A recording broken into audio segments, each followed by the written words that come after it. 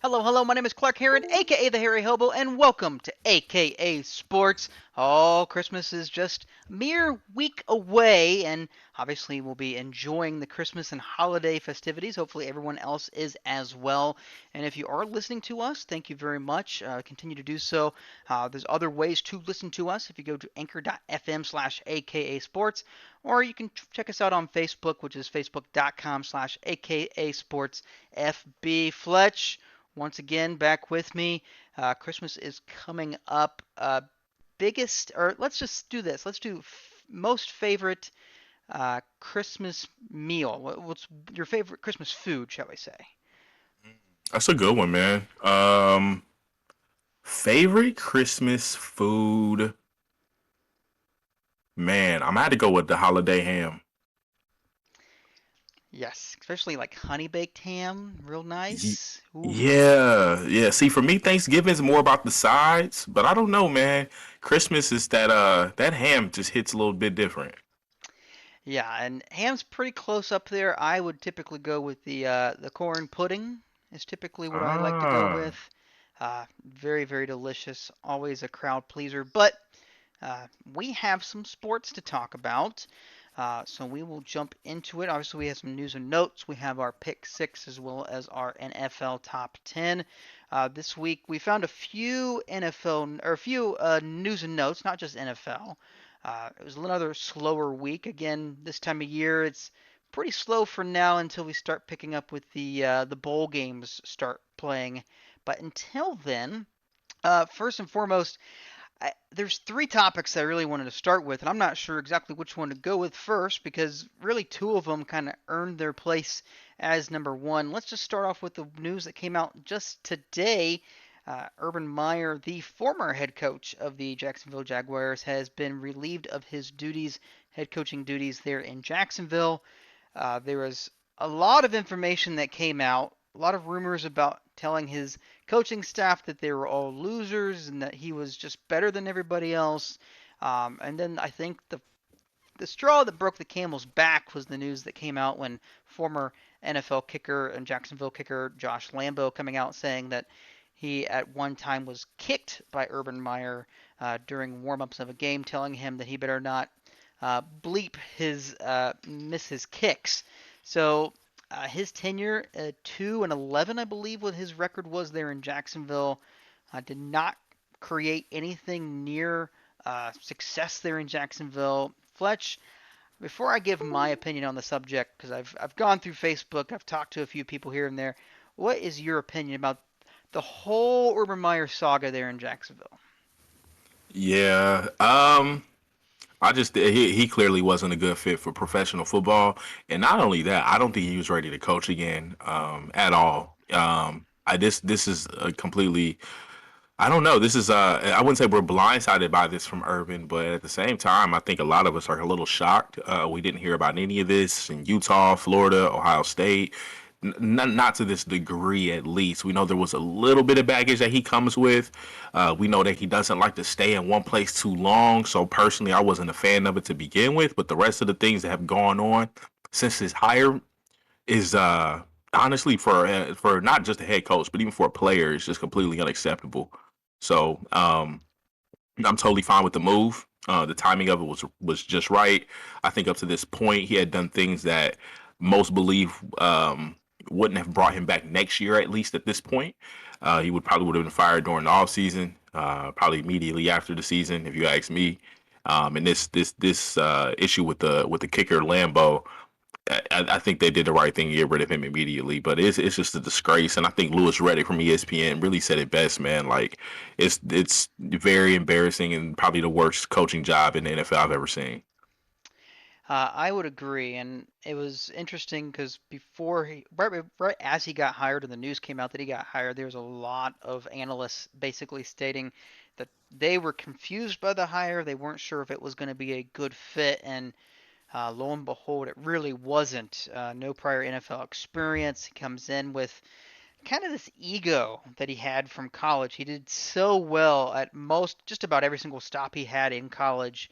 And it's just a different beast in the NFL. You don't get that Mm-hmm. entitlement without really doing some really good things. And even Bill Belichick at this point, could be released at any point, but he's earned himself the opportunity.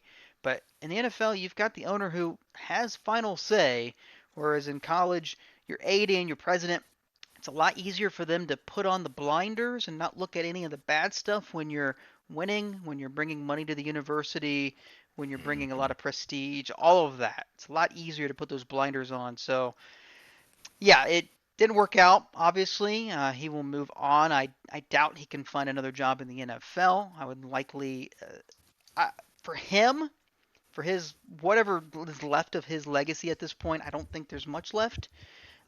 It's better for him just to kind of retire and move on and maybe fall into like more of an AD role or a GM role, something along those lines. But at this point, I don't think he's going to survive this, at least in the NFL standings anyway.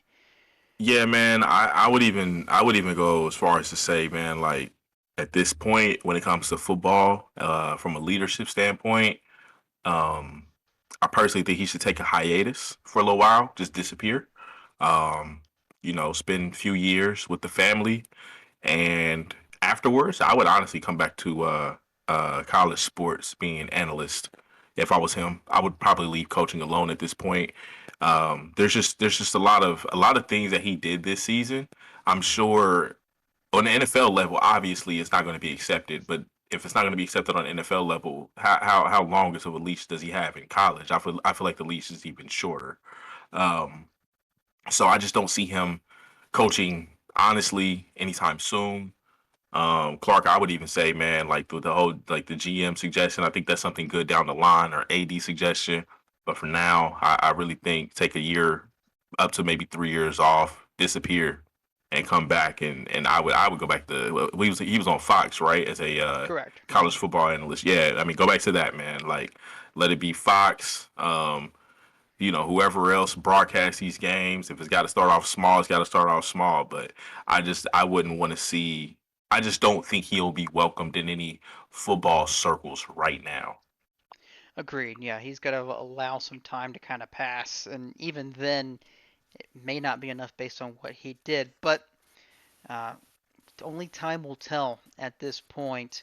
But yes, Urban Meyer has been relieved of his head coaching duties in the NFL. Let us stick in the NFL.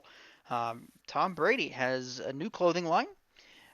He has also then went out and put out some NIL deals, or name, image, and likeness deals, with some college players. Uh, so he is trying to build a brand, and he wants to compare it to the Jordan brand in the NBA. Uh, I took a look at it on the article on ESPN, and uh, interesting style of clothing choice. The problem is when Michael Jordan did it, he did it off of his athleticism. He's not really well known, at least maybe I'm speaking wrong, but I don't think he's well known for his looks. He's not, wouldn't be a tremendous model kind of deal. Yeah. Brady, however, can be and has been. I mean, he's done a lot of like different commercials, especially like uh, cologne commercials, that sort of thing. Uh, Very much more well known for his looks. He just has a different way for his commercials. I don't know how this is going to work. Obviously, it's going to work to some extent. It's Tom Brady, but maybe I haven't seen the full clothing line. Maybe I could be wrong, but right now, like I told you off air, gives me that Steve Jobs vibe. Is what it really gives me. So we'll see. It's glad that he's doing some NIL deals. It will help out some of those players, but hmm as for competing, I don't see it.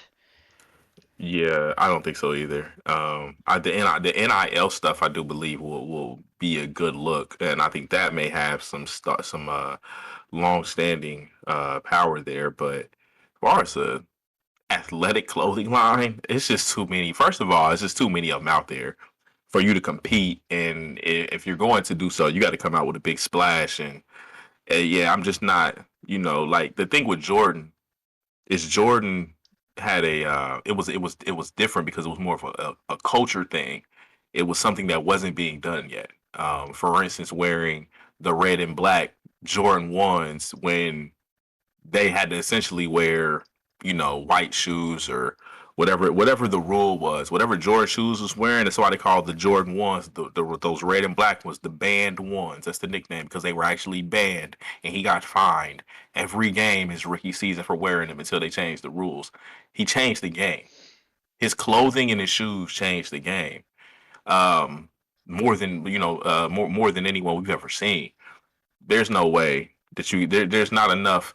You can't really change the game at this point, Clark, and you can't make a big enough splash at this point. Especially, we already wear Under Armour, Tom. I mean, that isn't that who you're signed to? You don't you own a stake in Under Armour? I mean, that's like Steph Curry if he were to come out with a clothing line right now. It's like, nah, you're Under Armour. We can't buy you. That's why when you see the Nike athletes, they may have their own logos. Tom Brady and Steph Curry also, they have their own logos. All these guys do. However, they're still part of Nike, Reebok, Adidas, Under Armour, whoever these names are. Now I know Puma is big into the sporting world as far as apparel and athletics and shoes as well. So yeah, man, I'm with you. NIL, good look. Clothes, nah, hard pass.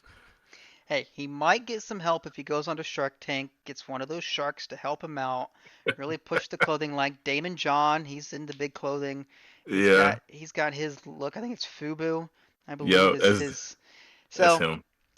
he probably won't help him because it would be a direct competitor. But I mean, yeah, well, again, we'll see. I doubt it, but we will see at this point. But again, definitely Yeah, the NIL deals, definitely a good look for that brand.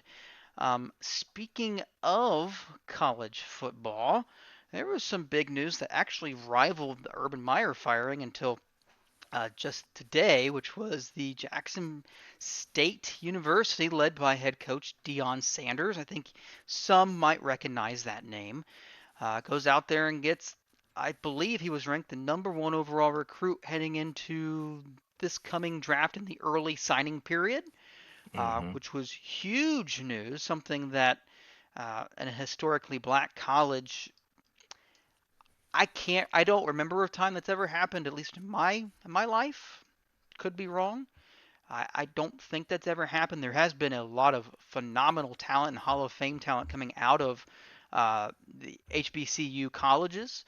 So they're definitely nothing to uh, shake a stick at this point. But Right, right. I mean, Deion Sanders. I mean, that's kind of what you needed was him to go out there, use his NIL if you want to keep it in that range. I mean, he's got quite the brand just by himself, and people are going to go to him. Players are going to go play for him, even if that means turning down multi-million-dollar deals to go to the Alabamas of the world or Texas A&Ms of the world, that sort of thing.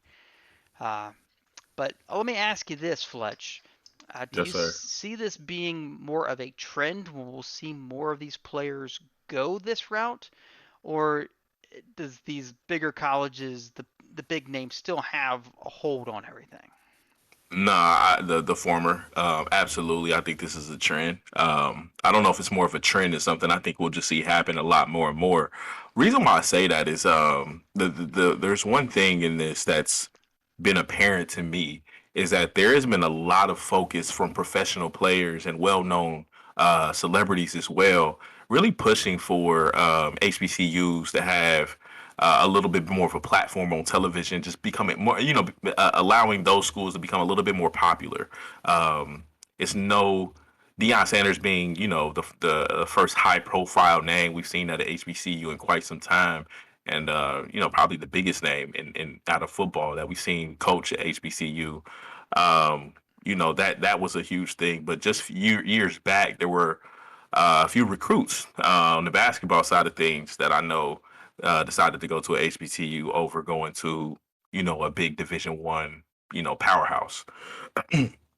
Another reason why I say this was going to work, man, is that's my first reason. Just with the push from that, like and just to mention that too, I guess I need to backpedal just a little bit. Chris Brown and Michael B. Jordan, for instance, and really pushing this HBCU classic that they have now in college basketball. I think it's 4 teams that play in this, if I'm not mistaken. That's something to look into. And then also, just if you notice with college football this year, is obviously just a little bit more of a focus on that as well. Moving forward, the other thing is that um, the not just the celebrities and like the like I said, former, or not so much former players, but professional players, former college players, I should say. There's also the NIL. We knew this was going to change the whole landscape of things. Why do I need to go to Alabama and go get paid and go to the league when I go to Jackson State and do the same thing? Um, you could say one because it's Bama, but at the same time, if you want to go to a HBCU, the opportunities are still there. I think this kid has a deal with Barstool Sports, and a lot of the controversy came behind him being flipped from Florida State, which is prime time's alma mater, to his now Jackson State where he's coaching. But I think Deion Sanders also has to deal with Barstool Sports.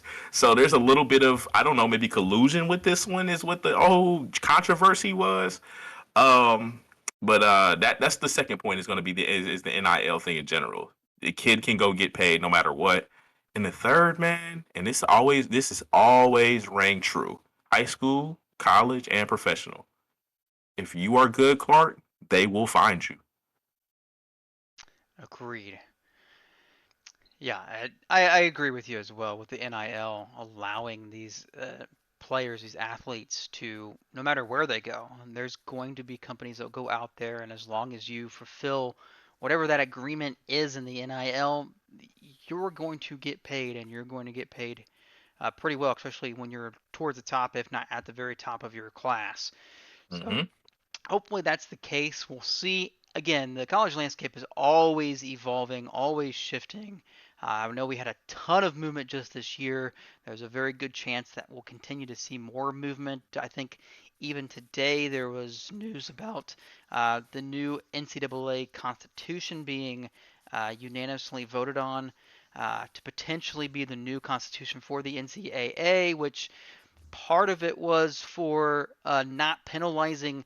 So if something happens 2 years ago, the team now won't be penalized for what happened 2 years ago, which is phenomenal. Because again, just like we saw with Louisville and basketball and the Adidas scenario, I mean Rick Pitino didn't get penalized. If he, I mean he did, but he just went overseas and started coaching over there. He didn't really truly get penalized, but the players that were left and the coaching staff that was left were. Um, so hopefully that will change there. There's a few other things that I read into as well, but back to the topic at hand. Definitely in favor of allowing these students to go out there, and if they're smart about it, Hmm. they can set themselves up just in case, you know what, the NFL doesn't quite pan out.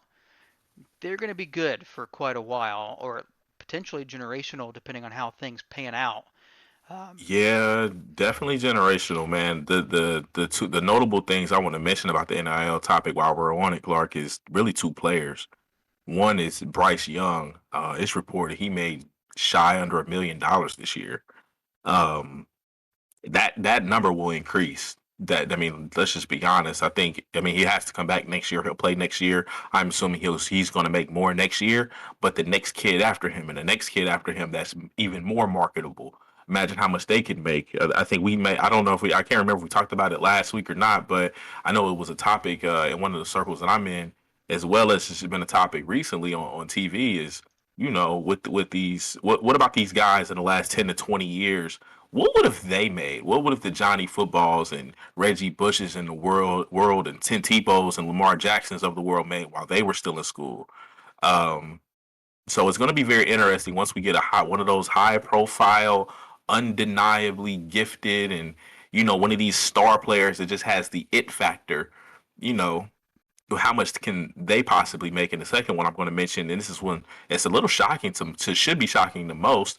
It shouldn't be, but it is, because we're not expecting a women's basketball player to get paid the way she is, and that's Paige Buchers, man.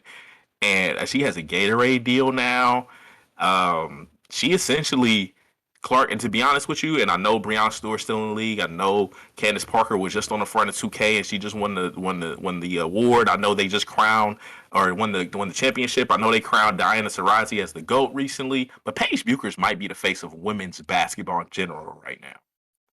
I don't know if maybe because that's her game and UConn put together, but now look at what she's doing in the NIL landscape. So just something to look out for, man. I'm really excited to see like this next poster boy, who this is going to be in either really college football or basketball in the next years to come. That's really going to take advantage of this NIL situation and show us, how much they can really stretch it.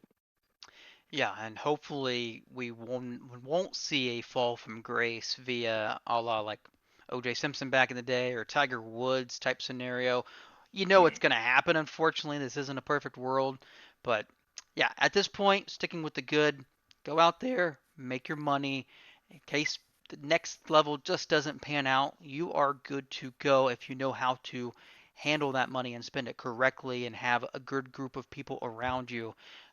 You can do a lot of good things. So congratulations to each and every single one of them that's taken advantage and that will take advantage.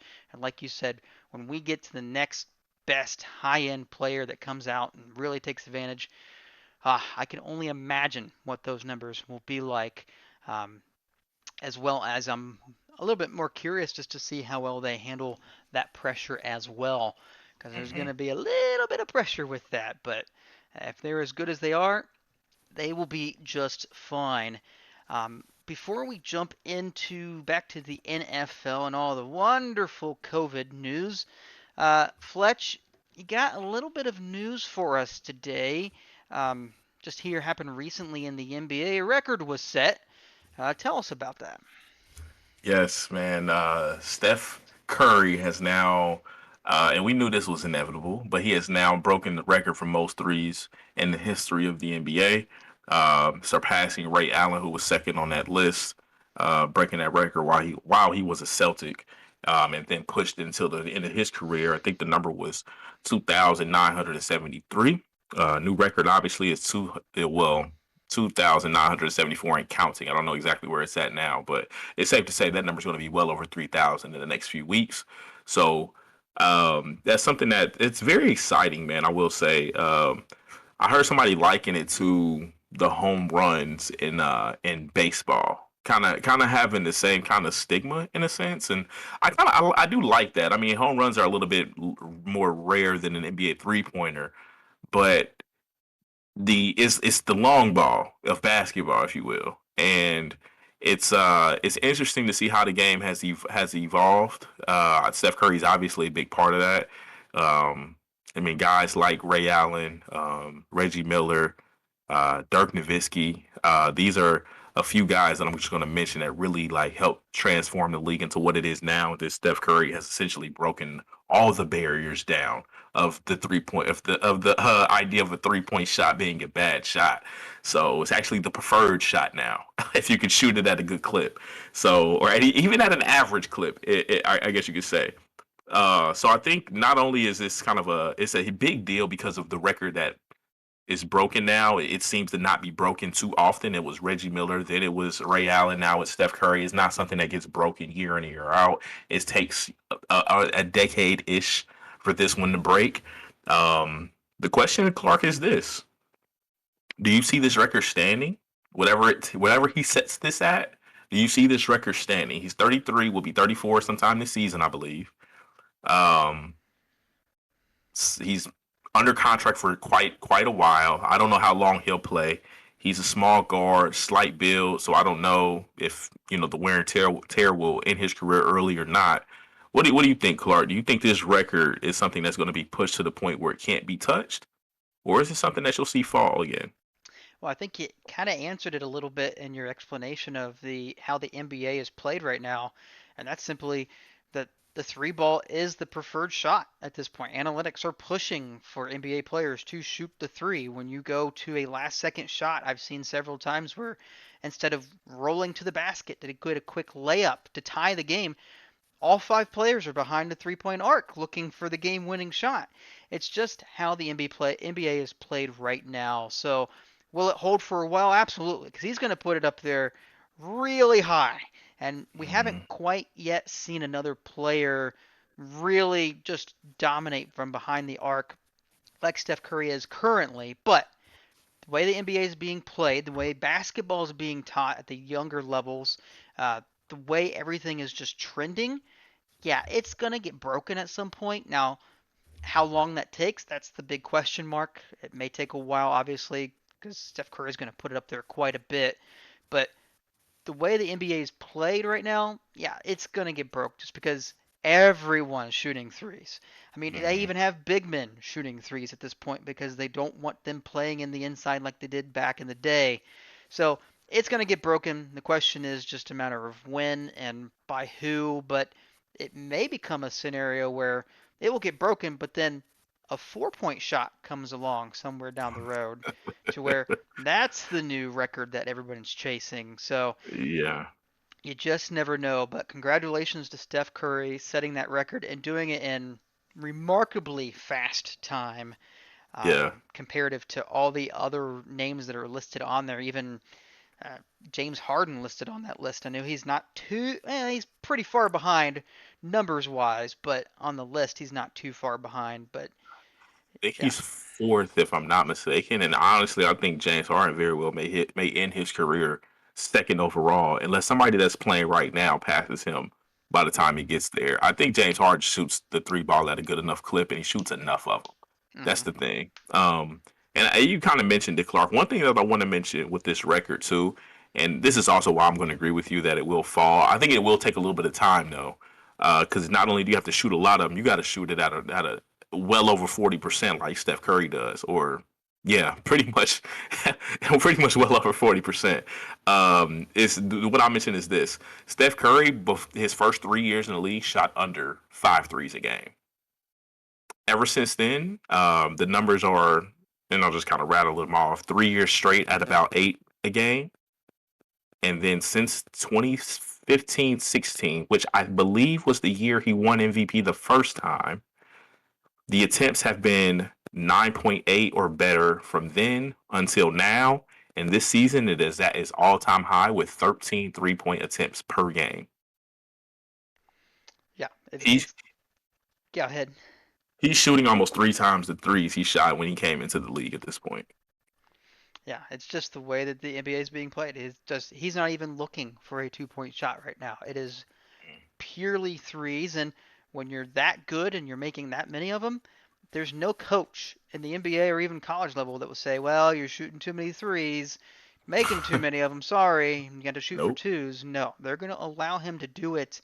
I mean, just thinking about the threes, I'm just imagining some of the much older players that didn't have the 3 point line, what they could have done. But even then, Steph Curry is kind of on his own little island when it comes to just what he did not only in college at Davidson, but what he's doing in the NBA as well.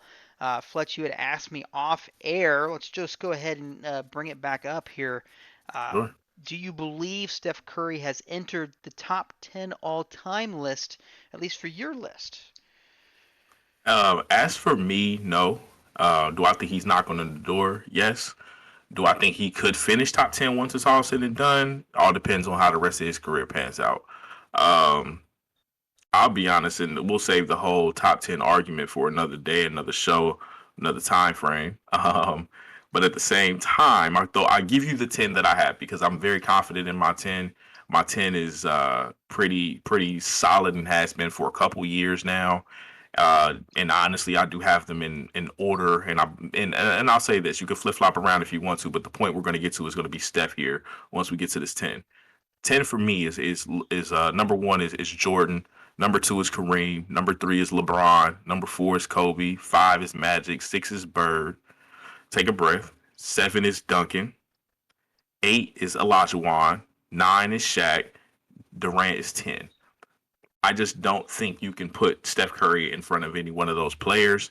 You can argue me Durant all day. My thing with Durant is this: if Durant never shows up in Golden State, and LeBron's second best player in the NBA Finals in 2015 is not Dellavedova, does Steph Curry even have a ring? playing devil's advocate, obviously, but at the same time, that is something that is a good debate to have.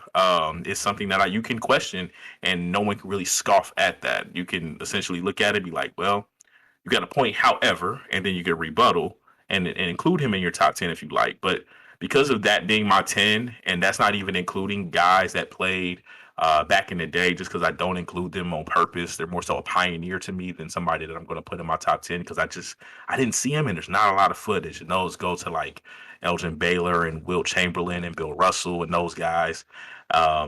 It just goes, Jerry West is included with that. It just goes so far back for me that it's very hard for me to include them, especially with with our ages and everything and what we've actually seen. So nonetheless, that's the reason why Steph Curry is on the outside looking in.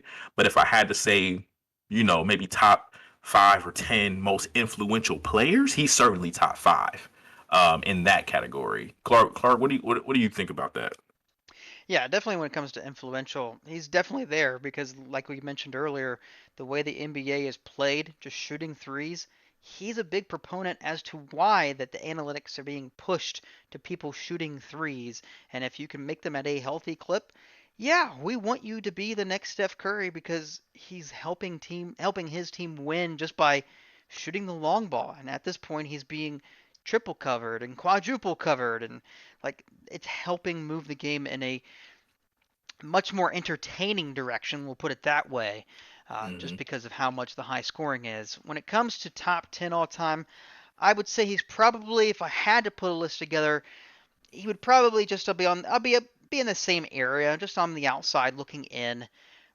I liked how you described your top 10, not choosing guys that you just haven't really seen a whole lot of footage for, or at least flip books of drawings of their play, something along those lines.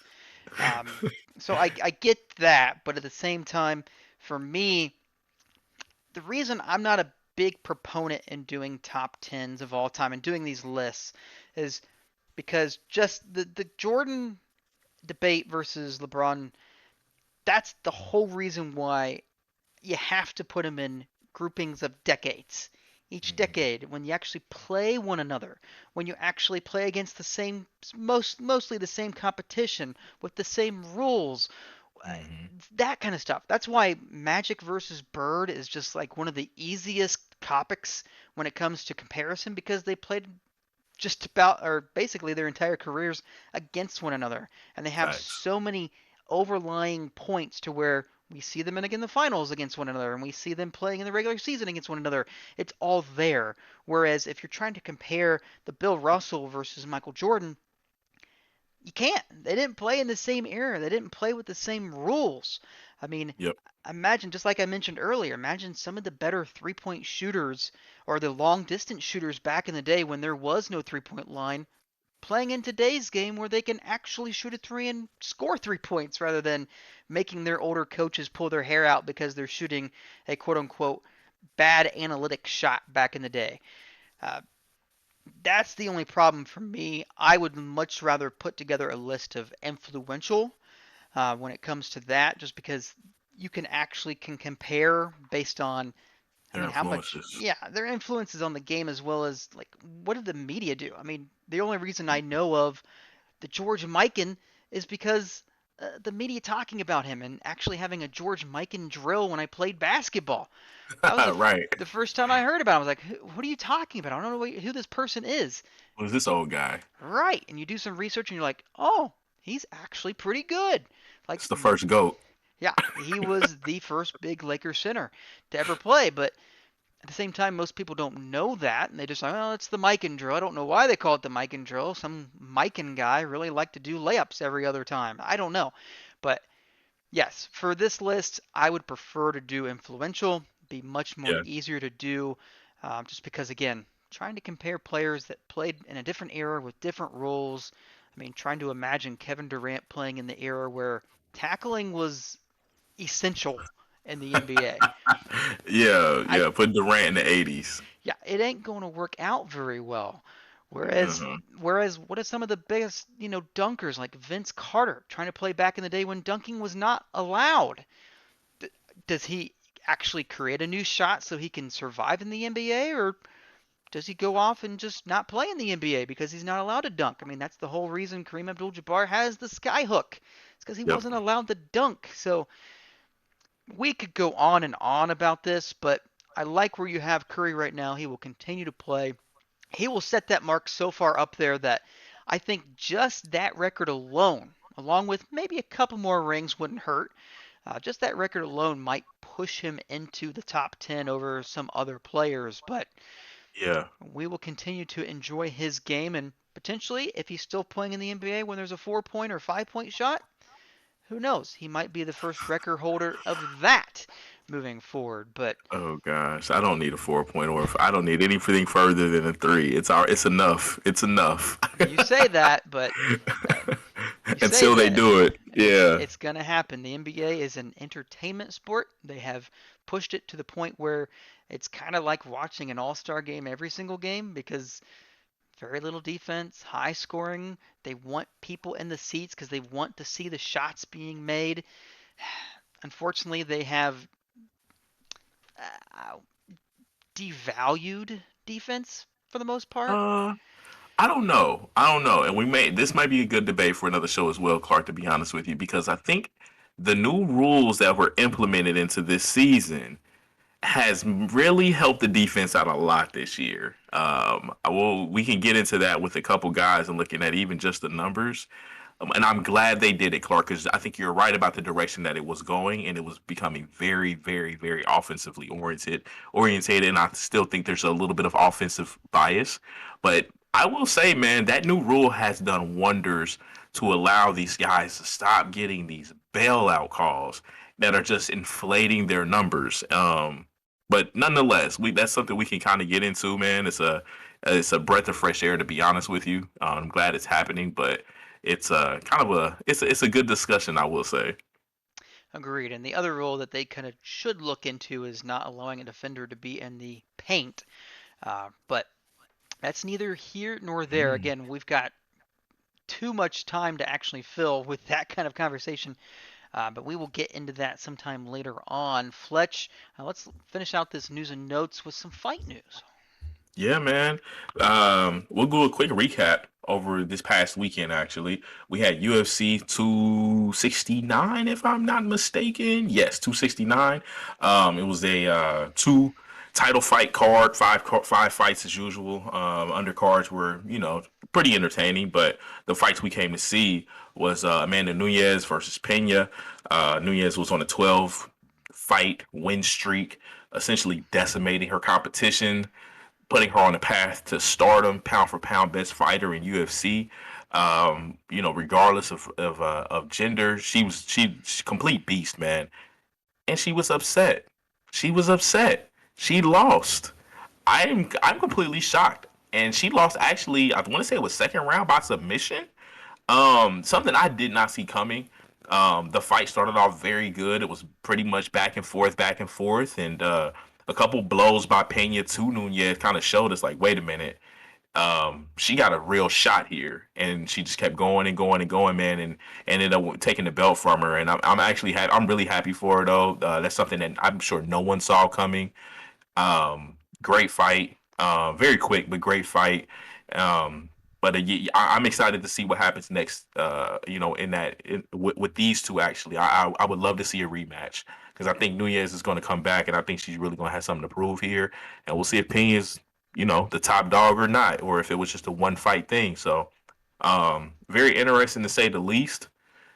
Second or I shouldn't say second, but that was second to last fight on that card. The main event was the lightweight championship with Oliveira versus Poirier. Poirier notable for beating Conor McGregor in the trilogy 2-1 as of recently and becoming the number one contender. Oliveira is kind of a sneaky a sneaky champion, to be honest with you. A lot of people didn't see it coming.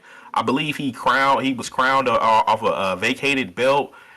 His competition that he's fought so far, I think it was Michael Chandler.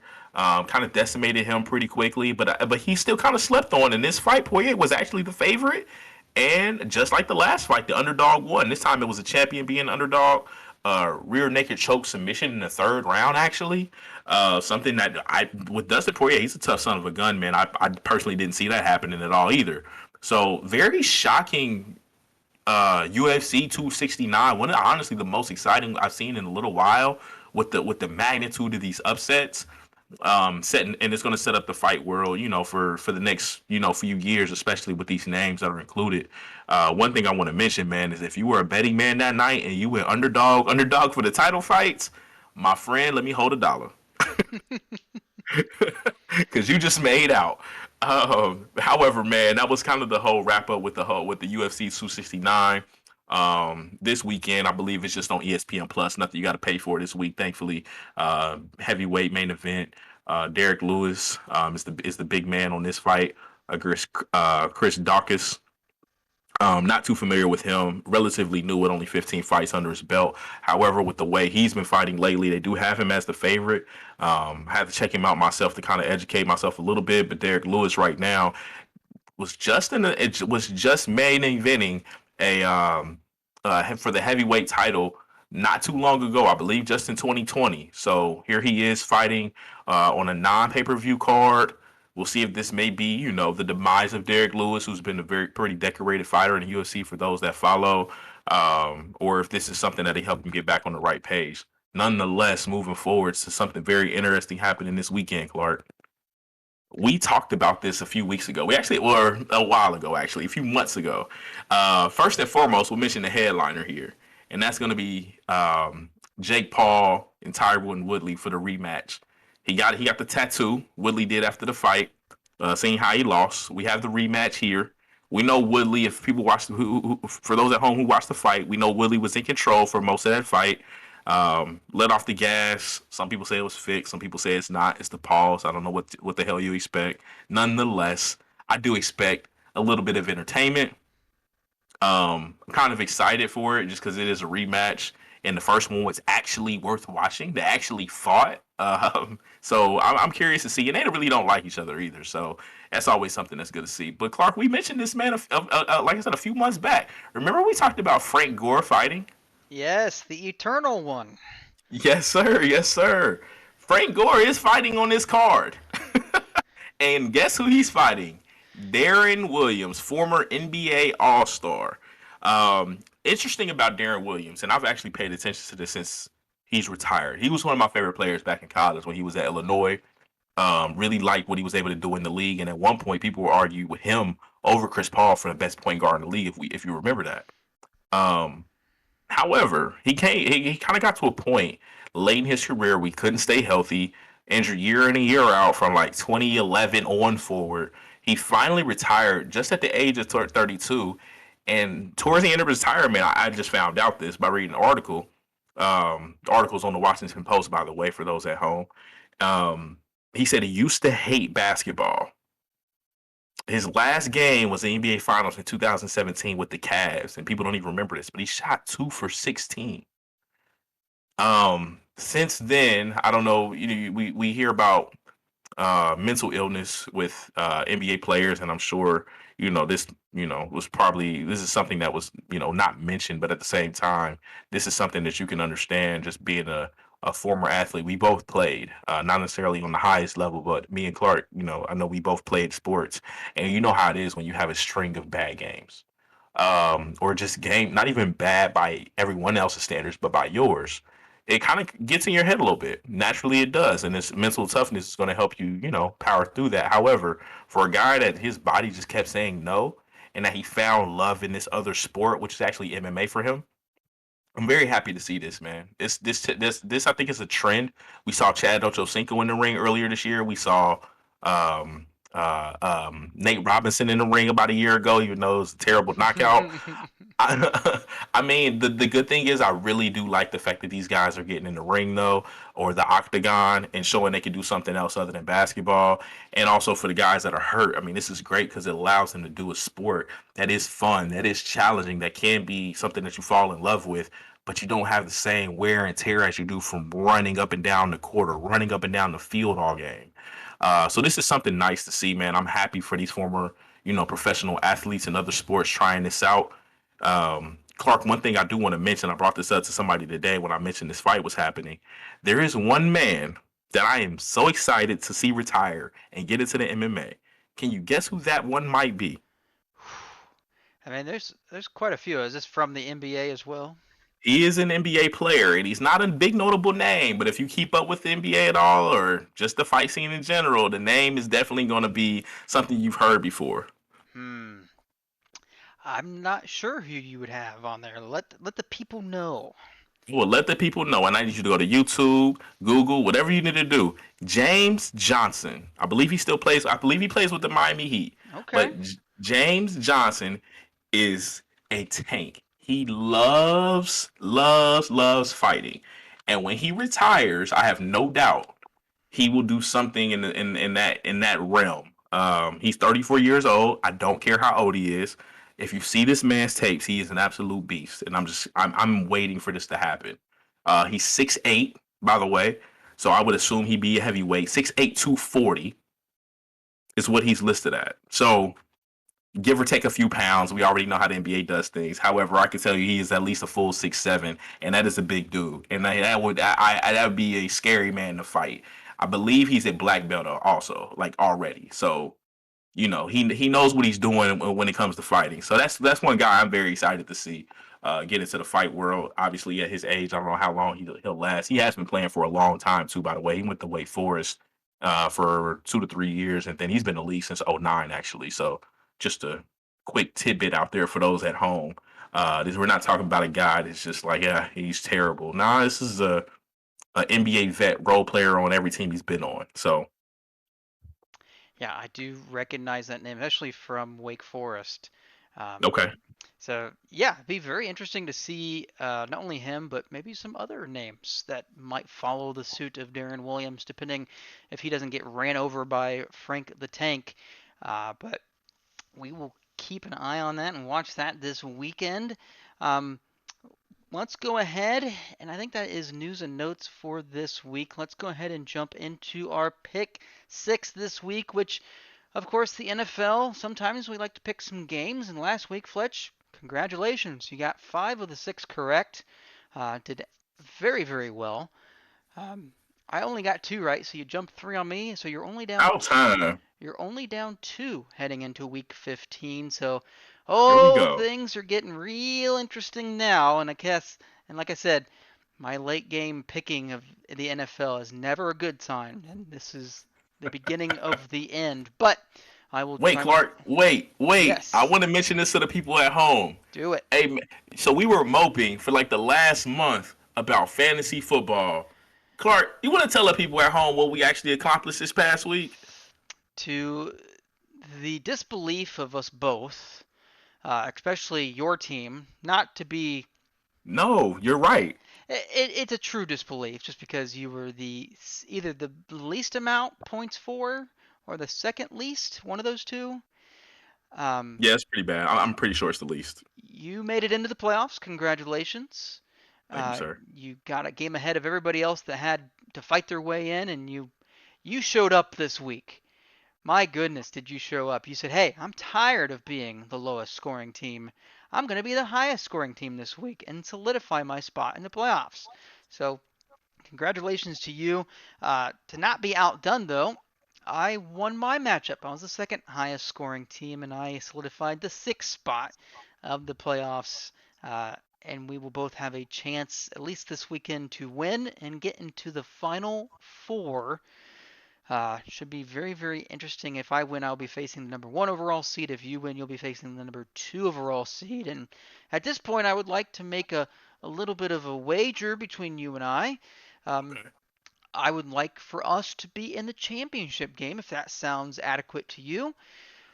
Um, I think Great we minds think alike. I think we would like to be there. I think that's where it is. But yes, it was a very good week for us both. I think your team scored 161 points. Mine was at 151. Sad face, I could have scored 30 more points if I played James Conner, for example, and a couple other players. But that's neither here nor there. At the end of the day, it's just getting yourself the win. But this week, Fletch, just like it's going to be very difficult in our pick six, it's going to be very difficult in fantasy football because of the It is. crazy amount of COVID issues that we have in the NFL. Just here recently, some of the bigger ones was Mr.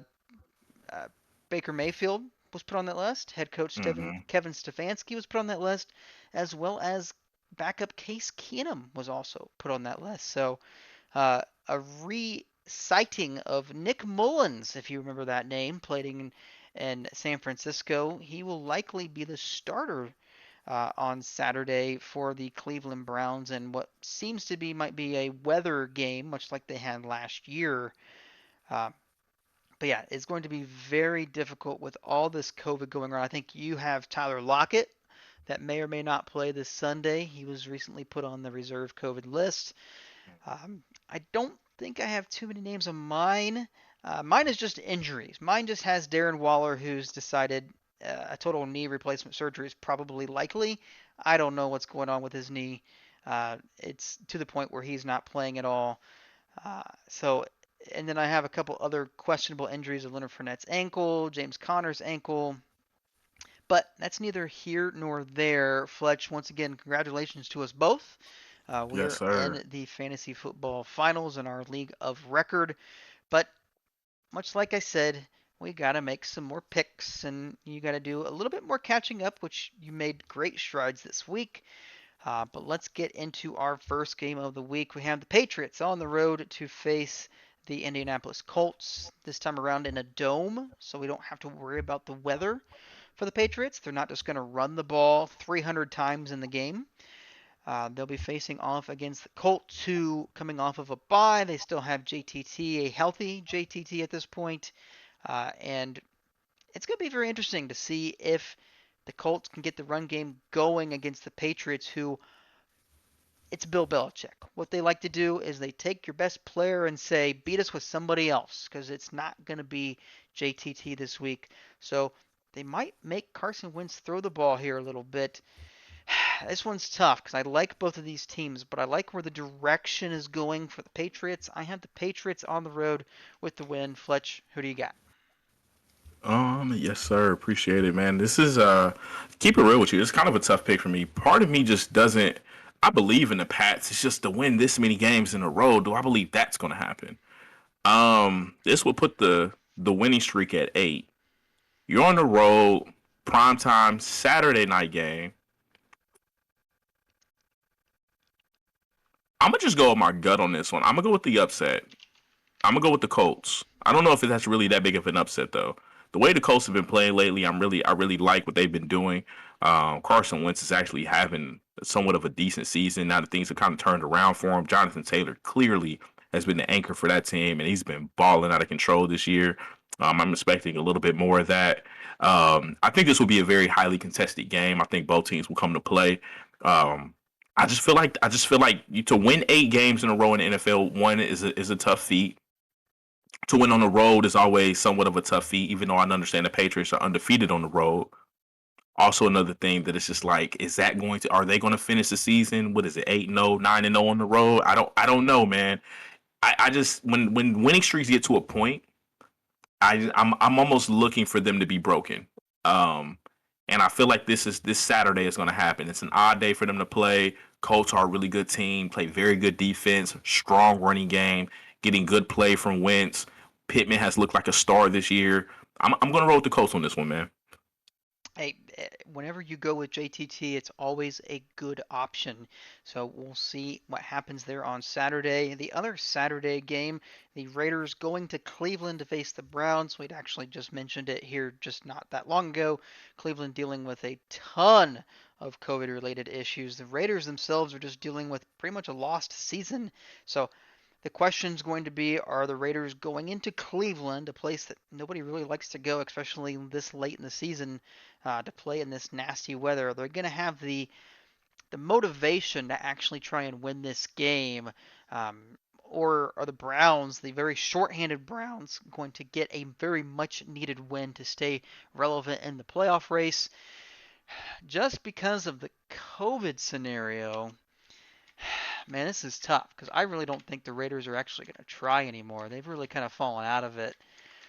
but I'm gonna go with the Cleveland Browns on this one. I don't feel good about it, but this is the type of weather that if the weather is actually really nasty, and I think it might trend that way. I don't know if it's gonna get fully as bad, but this is just screams of a Nick Chubb type game where they just run, run, run, much like we saw with the Patriots against the Bills the other week.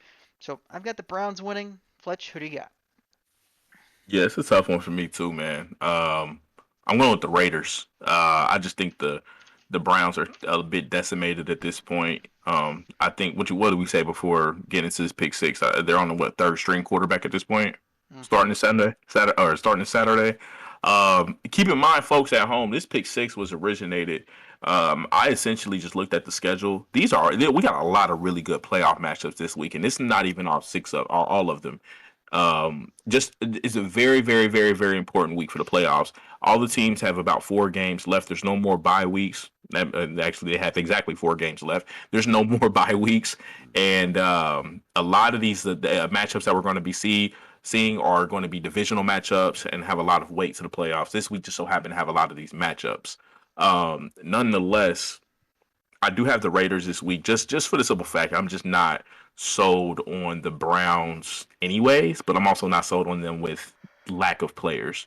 It's just a lot of guys out. I think the Raiders do too, but I think the Raiders at least have, we're talking about their key cogs other than Darren Waller in right now, and they've been without him, I think, the last couple weeks anyway. So that's what I got this week, man. I'm not confident in the Raiders necessarily. I just feel like this matchup kind of is something to watch, but it's I don't know. I just don't with them being so decimated in Cleveland and the season not really being as well as they thought it would be. I don't know. I just have a feeling they'll take an L this week. So I'm gonna go with the Raiders on this one. Nothing wrong with that. Let's move on to game number three. Your Denver Broncos going on the road to Cincinnati, a team that just lost a heartbreaker against the 49ers in overtime. The Broncos continue to just run the football, and they look good doing it. Javante does have a little bit of a knee thing, but it doesn't sound, at least from what I last heard today, he is expected to play. But again, much like this coaching staff has done all season long, they will split the carries between him and Melvin. As for Cincinnati, coming off that heartbreaker, the offense is still there. They just haven't quite put it all together defensively and really closing out games. This one's tough because I like Denver's run game, and Cincinnati can be susceptible at times. Give me Denver in this one. I'm not 100% sure why I'm picking Denver, but I'm going to pick them. We're going to go with Denver. Fletch, who do you Tell got? you why. I'm gonna tell you why you just picked Denver because Denver has a good defense. Denver has a strong running game, like you mentioned. They have a good coaching staff. They have a quarterback that's not a game. He's a game manager. He's not going to come out and win the game for you, but he's not going to turn the ball over. I got the Broncos too. Yes, they are my Broncos. They're playing good football as of late. They won 4 out of their last 6. I like them this Sunday in a huge matchup, and I just think they have the talent on defense to do enough to slow down the Bengals because I think the Broncos are going to be able to score enough with that run game. Agreed. And if that run game continues, it will be very, very good for them once again. Next game on the list, we have the Washington football team going to Philadelphia to face the Eagles. There's not much to say about either one of these teams. Both of them dealing with injuries, both of them dealing with, I think, COVID as well. Oh, On big top time. of that, both teams not very good either. Uh, Heineke and company has not looked great of late. And Antonio Gibson was actually benched for a fumble last week. Um, I guess since they're the home team, I'll pick the Eagles. Not confident with it, but as for right now, they might be the better looking team between the two. So I'll pick the Eagles. Fletch, who do you got? Actually, man, I'm going to go. Man, this is tough. Washington's dealing with a lot right now with COVID. I think they have 20 players out. Um, man, I've thought about this a lot because there's a few things going on with this year. First thing I want to mention, obviously, number one, it's a divisional matchup. So these two opponents know each other. Um, Let me see here. Secondly, the I don't know. I mean, they've struggled a little bit here, but I will say Philly has won 4 out of their last 6, just like Denver. We mentioned they beat Denver in that time frame, along with the Saints and the Jets. So I'm not saying they played a lot of good teams, but they did what they were supposed to do with a lot of these teams as well. Um, Washington, similar boat, won 4 straight, and then you just look bad against the Cowboys. A lot, the Seahawks and the Raiders win were both 17-15. Nothing to write home about. The Bucks win being the big notable win there, 29-19, about a month ago. With everyone that they have out, I'm gonna go with the Eagles. The football team, Washington football team, just has they got too many players out. Part of this win streak too, by the way, was Chase Young was playing. Like you said, Heineke's really up and down. Sometimes he has a good game, sometimes he doesn't. Lately, he just hasn't. And for that reason, I think the Eagles, man, just because I think Jalen Hurts, when the chips are down, he can get loose in that pocket and get out of there when necessary. So for that reason, man, I got the Eagles. He not only leads that team in passing, but he leads that team in rushing as well. Yeah, he definitely has the wheels. We'll see. I think he's in line to start, but I know Gardner Minshew looked good last week, so he may Yeah, get the start. We'll see, but like you said, it's a very difficult game just because of the COVID situation as well as both teams just not being great. But and it's crazy. They're both potentially. This is and again, we pick these games because they are potential playoff matchups. Right now, Washington is seventh, which is the last wild card spot, and the Eagles are tied with the same record, and they are 6-7 at ninth technically, but they're 6-7 along with Washington and Minnesota and Atlanta and New Orleans. So this whole race here is a bit crazy, and we know the NFC is a bit top heavy. With the Niners win last week, that seventh spot is up for grabs, and it could be a bad team there. To be honest with you, so just kind of something we have to deal with. But nonetheless, that's why this game is very important. The winner of this game essentially will be your seventh or eighth team. Yeah, regardless, because the Niners play the Falcons, and that's another potential playoff matchup as well. So again, we're at that point in the season, man. It is a log jam, and I love it. yeah, there is a ton of teams, especially in the AFC. I believe it's a game between the sixth place team and the 13th place team. So Exactly. an easy loss could push you well out of it. And speaking of the Falcons versus the Niners, that is our next pick six game. Obviously, like I mentioned earlier, the Niners getting a nice win on the road and overtime against the Bengals. The Falcons, I believe, won last week as well. Um, Hmm. they beat the Carolina Panthers again. Both of these teams vying for a playoff spot. And back to my old conundrum here. Whenever I pick the Niners, they lose. Whenever I pick against the Niners, they win. Uh, and being that they are my team, obviously I want to see them win, but this might be one of the easier games to pick because it is in San Francisco, a long trip. The Falcons aren't as good as their record shows. I got the Niners winning this one. Fletch, who do you got? Yes, sir. This is another tough one as well. I do think the Falcons they showed spurts throughout the season of playing good football. They've lost some tough games as well, and I think that's something that is a little bit under the radar with that team. Just with the way things have panned out with Calvin Ridley not playing the rest of the season. It seems also too with Mike Davis originally supposed to be your starter, and you realize Cordero Patterson actually is. It was a fun fact about them. They haven't won more than 2 games in a row, and they haven't lost more than 2 games in a row. It's just sometimes they look really bad in these losses, and sometimes they look really decent in these wins. And they win some close ones, and they lose some close ones. Sometimes they get their ass beat. It's essentially what happens, man. It's very weird. The thing about the Niners, man, they're pretty consistent. They play good football. Sometimes it's just kind of get beat at their own game because I think there's some lacking a little bit of talent, kind of throughout at a couple skill positions. That's something that I think could get better. Quarterback play is a little shaky right now, but at least they got somebody decent back there again. That's not just going to go out here and lose you games either. That's for that reason, man. I do have the Niners winning this one over the Falcons. I think the Falcons are a bit inconsistent. One fun fact I saw about the Falcons earlier today when I was just looking at schedules and everything. There's a an article on the Falcons ESPN page. Are the Falcons the best bad team ever? I think that sums it up perfectly. Yeah, when you have articles being written about that, you know that yeah, it's just not your year. But again, there's some several games that Cordero Patterson has looked really, really good. But for fantasy purposes wise, Matt Ryan has just been unusable. I mean, he's not even in the realm of usable anymore. And maybe that's partly because Calvin Ridley is out. We don't know if he's going to come back this year for these final four games. Definitely not this week. But I like your pick with the Niners as well. Our final game of our pick six, we have the Titans on the road facing the Steelers.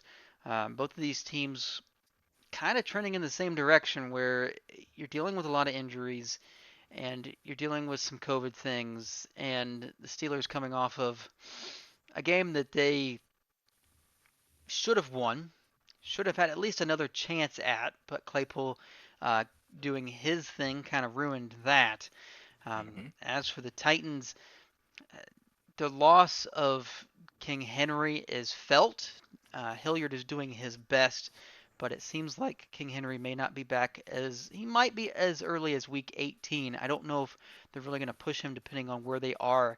And again, they're in that one of those spots to where one loss could easily push you well outside of the playoffs, and I don't know if they have the firepower to get back in. That being said, this one's a tough one because I can kind of see this going either way. I've got Pittsburgh winning at home. I don't know what they need to do. Maybe they finally got Claypool to figure out what the clock management is. But for right now, I've got the Steelers winning. Fletch, who do you got? Yeah, man. This is a must-win game for Pittsburgh, in my opinion. I don't like to use that term too early in any season or series. However, at 6-6-1, currently last in the division, but still with pretty big playoff hopes. Again, they're a half game out of the playoffs at 11th in the AFC and last in their division. So there's still a lot of hope here. Um, the reason why I say this is a must-win game is this, Clark. After this weekend, where they play the Titans, they play the Chiefs, the Browns, and the Ravens. Um, yeah, man. Good luck to you. Two of those games on the road, Kansas City and Baltimore. So, I do have the Steelers winning this game as well. I think they understand the magnitude of this game. I actually think the Steelers, with a little bit of luck, would have a much better record than they do now. Just looking at their schedule, they were on a four-game winning streak until they tied with the Lions. Should have never happened. You only lost by four to the Chargers. We're going to just throw out that Bengals game. You got a gift, honestly, with the Ravens and them going for two when they could have tied it up and went in overtime. But then you lose a nail biter. Like you said, if you had some time left, you could have passed Minnesota. You could have beaten Minnesota, or at least tied Minnesota there, and had a chance in OT. So here we are at 6-6-1 with a chance to make the playoffs in Big Ben's last season, is what we believe. I just have a feeling, man, with the Titans' injuries, not just to Derrick Henry, but the receivers as well. I think Julio is back, but I don't know about AJ Brown. I think the Steelers have enough to get it done. Titans, were 20-0 last week against Jacksonville. I mean that's not really anything to write home about. That's what you should do. Probably should have put more on them, to be honest with you, but nonetheless, I just got a feeling with the injuries and the same feeling you have with the Steelers, man. This is a must. I feel like this is a must-win game for them, and I feel like they know that, and I think they'll take care of business. And that is our pick six for this week. Again, if you want to join in, simply go to facebook.com/AKA Sports FB and put your picks in as well. We will add them to the list. And if you haven't played along, it's going to be hard to catch up at this point. But at least from this point forward, you can see how well you're going to do against both Fletch and myself. Moving on, last but not least, our NFL top 10 for this week. Going through my top 10, I had quite a bit of change this past week. I really reevaluated all of these teams because I know there was a few teams that were hanging on for dear life that with this extra week just further convinced me that they really should be there or shouldn't be there. But let me go ahead and get things started off. I'll get my list started off with 8, 9, and 10 because the reason I'm grouping these three teams together is because honestly, you could probably rank them just about wherever you want between the 8, 9, and 10. At number 10, I still have the Bengals sitting there. I know they lost last week. You could arguably put the 49ers there. I don't think the Niners are quite ready yet to get there. I like the Bengals and their offense. I'll keep them at number 10. At number 9, I have the Ravens. They dropped back one spot for me this week. It's the problem with the run game and the non-existent passing game. Actually, it was actually better for them. I hate to say it, it was kind of better for them for Lamar Jackson not to be in there because Tyler Huntley came in and just allowed Mark Andrews to have himself a game last week. So I like the Ravens, though they'll hold on to the number 9 spot right now. And then at number 8 is the Chargers, a team jumping back into the top 10, first time in a while for me. Herbert's playing great football. And as long as they can stay healthy and COVID free, they play tonight. They should be able to get another win. I like their group, especially getting Keenan Allen back doesn't hurt things at all. Fletch, who is your 8, 9, and 10? Yes, sir. Yes, sir. My 8, 9, and 10. Um, Man, this took a lot of thought for me as well, bro. Normally what I like to do week to week is kind of base it off what I did last week, slide teams up or down depending on their wins or losses or performance. I kind of did a little bit of that this week, but nonetheless, here we go. We got number 10 here as I have the Los Angeles Chargers. They look like a pretty good football team right now. Got some pretty key wins under their belt at this point. And just continue to look pretty good here as well. So I can't really move them up much higher here just because I think there is kind of a ceiling right here where they are. I don't know how much better they can perform or play. They got a huge game coming up here Thursday against the Chiefs, and it's kind of a measuring stick to see where they are right now. The one thing about them is they have been surging in the right direction here at 8-5. Solidifying themselves as the top wild card team in the AFC. So I think there's a spot for the playoffs for them, and I think they're a damn good team. But I have them here at 10. At number 9, I have the Dallas Cowboys. I believe I slid them back just a little bit. I wasn't too thrilled with their performance overall. Haven't been as of late. Don't know what it is exactly. A few things that I do want to, at least mention is that it looks like Ezekiel Elliott, at least for right now, that injury seems to be hampering him. We don't know if this is something that's going to continue to be the case where Tony Pollard is kind of getting into Zeke's touches, and I think you might see that more and more from years to come. And I think honestly, it may benefit the Cowboys quite a bit. To be honest with you, keep the run game fresh. But I think that's something to really monitor moving forward this season at least. But right now, just with a little bit of the injuries that they've had, somewhat subpar performance to a degree. I do have them here at 9. I think they could be a little bit better. Here at 8, I have the Buffalo Bills. I believe I had them 8 last week. I kind of been a little hard on them, and I thought about sliding them back, man. But I mean, you lost against a better team, and you took them to the edge, man. It started off pretty ugly early, and they just kept chipping at it, stayed poised. Josh Allen is something to watch, man. Like he carried that team there in the second half and really helped bring them back. They need to get that man a running back that can do something because if he plays the way he plays, it reminds me of Cam Newton almost to a degree. I don't want to see the kid get beat up any more than what he has been so far. But the Bills, man, I can't say enough about how they performed last week. I really think they had a big shot at winning the whole game. Brady did his thing in overtime and got the benefit of a long pass there as well, or a long yak yards after the catch there. But nonetheless, that doesn't happen unless you make the pass. So I got the Bills here at 8. Um, that's kind of rounds out my bottom 3 here. Clark, what do you got for us, man? So moving on to the 7, 6, and 5. At 7, I have the Cowboys, kind of climbing back up there.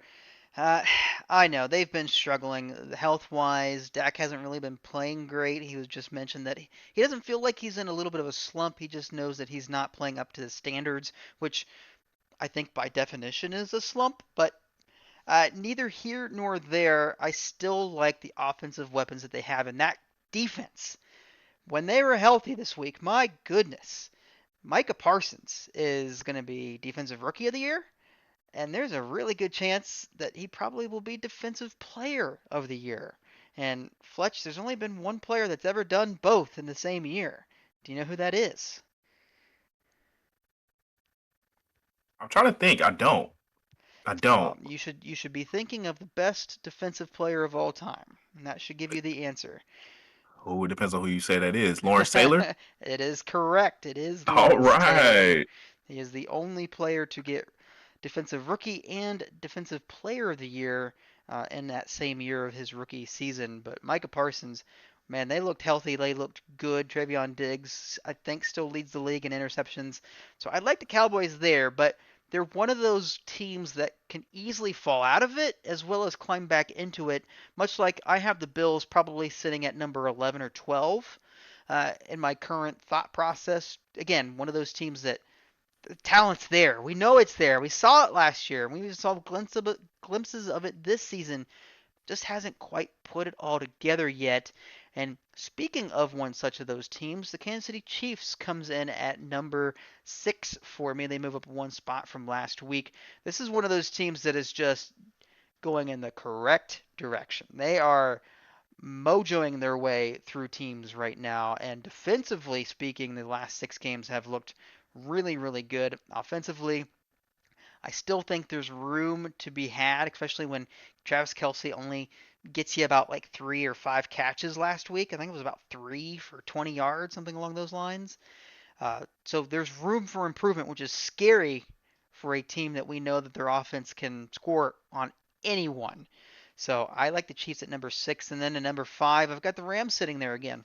Uh, I know they got a great win against the Cardinals this past week. I still like them sitting at number 5, but again, once we get closer to this top 5, at least for me, this is the opposite. Now we're starting to look at teams that even in a loss or even in a good win scenario, may not move up just because of what the teams ahead of them have done. But that is my 7, 6, and 5. Fletch, what is your teams in those spots?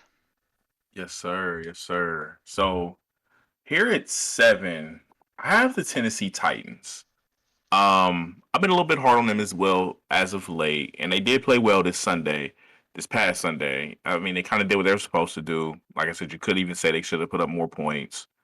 Nonetheless, I'm just curious to see, and it's very hard for me to move this team up or down, in or out, whatever you want to say. It's just with the amount of injuries that they have, they really haven't. I don't know the level of competition lately that they've played. I don't think it's been able to expose that yet. And I don't know if the rest of the season if they, will face that again.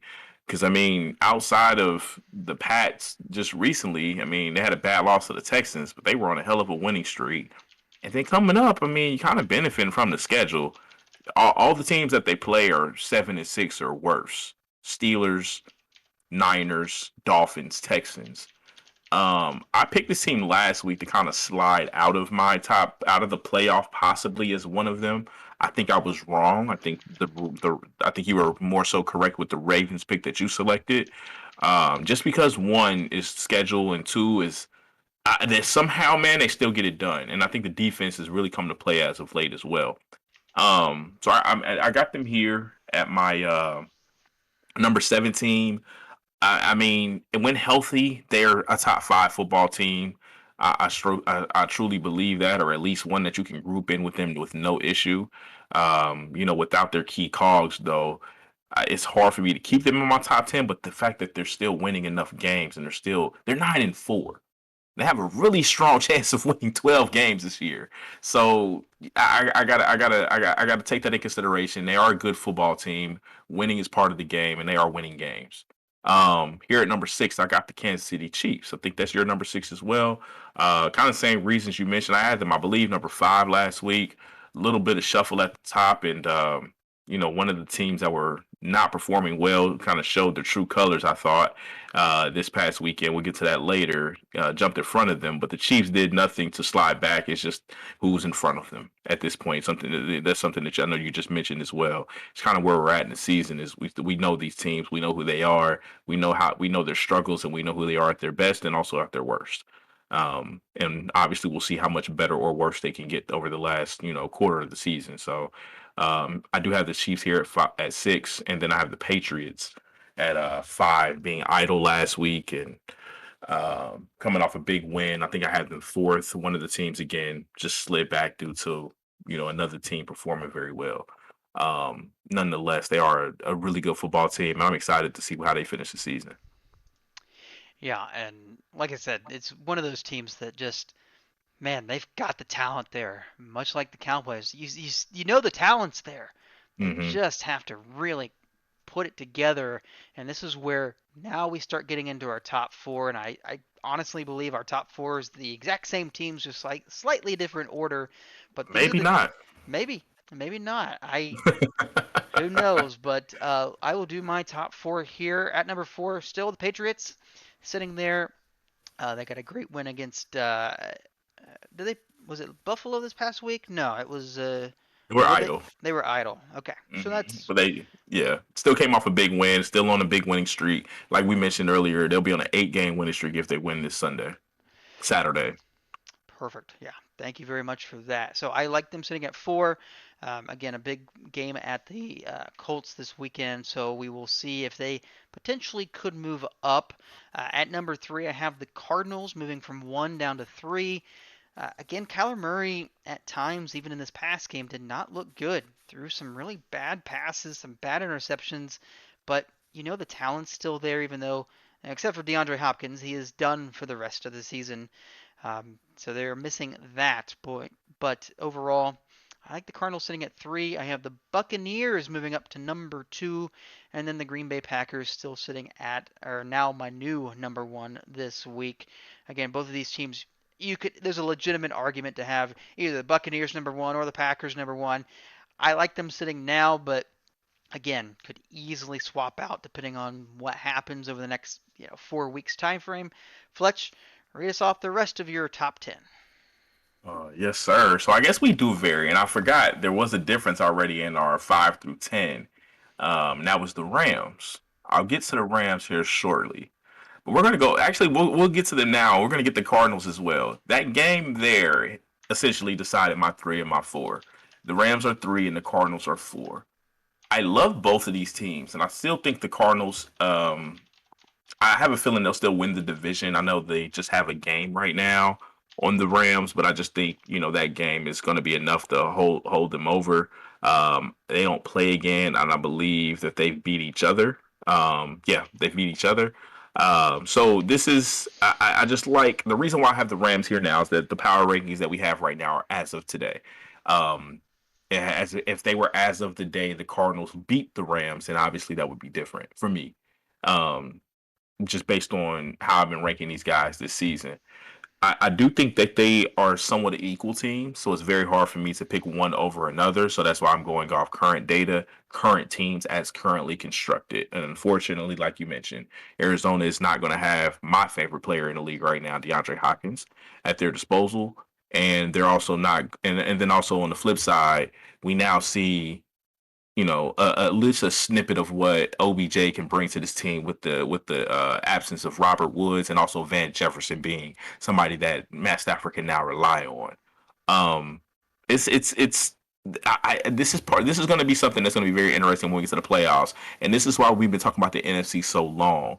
Is these teams are very good. I know you have the Pats here in your top four. I have them fifth, and I have a lot of AFC teams here 4 through 8. But the top four here for me, I'm going to finish out here. I got two is the Bucks, one the Packers. Same as your top one and two. These four teams have kind of had a little ups and downs throughout the season, but have consistently kind of been the best teams in the league. The Pats started off 2-4. The Titans have had their issues. The Chiefs' issues are well known. The Bills' issues are well known. The Ravens' issues, they're not even in my top 10 this week. And I think what were they for you this week, Clark? 10th? For which team? The Ravens? Ravens were number nine. Number 9. Again, on the outside, on the inside, halfway in, halfway out here. You mentioned a couple teams that could possibly jump in front of them already. So these four teams, and it's crazy if they're all in the NFC, could possibly really be the best four teams in football.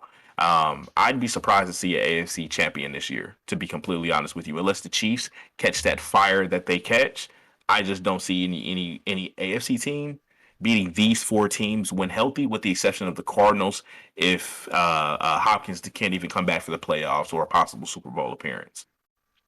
Yeah, and we've kind of been touching on it throughout. Is just these teams. even though they haven't truly separated themselves record-wise, and in some realm they kind of have, but that's why it's so close in these playoff races. Again, Mhm. having one game between the sixth seed and the 13th seed in the AFC, and having another team potentially just one loss could push you well outside. But much like you said, those four teams, five teams, random, or within that range, yeah, they're going to be some of the better teams, and it's going to be tough to take care of a Buccaneers team if they're playing really, really good football, especially when they're stopping the run. Um, Yep. whereas, maybe the Packers, who have a high flying offense but need the run game to get going with either Aaron Jones, who's a little bit beat up, or even A.J. Dillon at this point. So it's going to be very interesting next 4 weeks. We'll have to keep an eye on a few players here and there. I did see just one little quick update on the COVID situation in the NFL. Currently, the Rams have the most currently on the COVID reserve list of 25. The Washington football team has 21. The Browns have 20. The Bears have 12. Texans have 8. And then the Dolphins and Vikings both have 6 apiece. So It's getting they pretty intense. A lot of places. I want to mention that the Bulls had to postpone 2 games. There was a hockey game in Canada. I cannot remember, but they are playing with no fans. So I just wanted to bring that up real quick too, man. I hope this doesn't postpone anything, but this is something I think we have to start looking at and hoping that we can stay safe to a certain degree, and not so much just stay safe, but like make sure these teams have enough guys to play, man.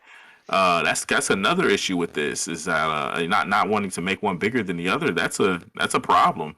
I mean, that's also health as well. Like if you got guys in football going both ways, that's not you don't want that. That's the high risk for injury. I feel like so. Not only are we dealing with COVID, with illness, with outbreak, with possible spread, with possible just contact and traces, and then put on the fact that teams are having to go deeper into their benches, and some teams playing without benches, with shorter rotations, guys playing much more minutes, much more snaps. It's not a good look, man. So I just hope that this situation doesn't last long term. That's all.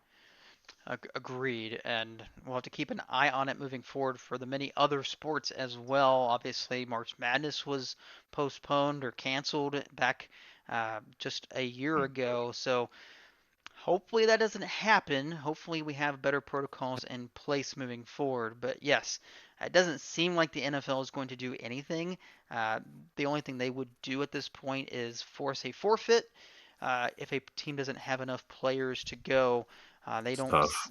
It is tough, very tough. But unfortunately, these protocols are in place for every single team. We'll just have to keep an eye on it moving forward. Fletch, I think we got another one in the bag this week. Think so, Um, buddy. I think we finally finished it out. Now, next week we will actually be off because I will be traveling for the holiday week. Um, so we will be taking a week off, and then I believe we've got season two coming after the new year. So hopefully everyone that has watched or will watch will continue to do so. We thank you very much for your support. Hopefully your holiday week and a couple weeks are going to be some good ones, and hopefully as the sporting events will be just as good, especially with college football coming up. Fletch, anything else before we sign off? No, man. Just again, thanks for the support. Thanks for those at home that watch. We always appreciate your views, comments, likes, tweets, feedback, anything that you want to say. Shoot at us. Let us know. Remember, you can hit us up on YouTube, Facebook, Twitter. We're on every streaming site. Like, subscribe, share. You know, over the holidays, catch up on some episodes. Not we talk about current things, but sometimes we talk about some pretty good topics as well. Topics that are still could be relevant to this time frame and maybe give you something for you and your family to argue about as well. So tune in to us, check us out. I'm excited for season 2. If we don't see you guys until the New Year's, not only Merry Christmas but Happy New Year's to you. And that's all I got, Clark. Absolutely. And Merry Christmas and Happy New Year's to you too, Fletch, and all of us that have continued to watch and support AKA Sports. As for now, My name is Clark Heron, aka the Hairy Hobo, and we're out of here. Peace.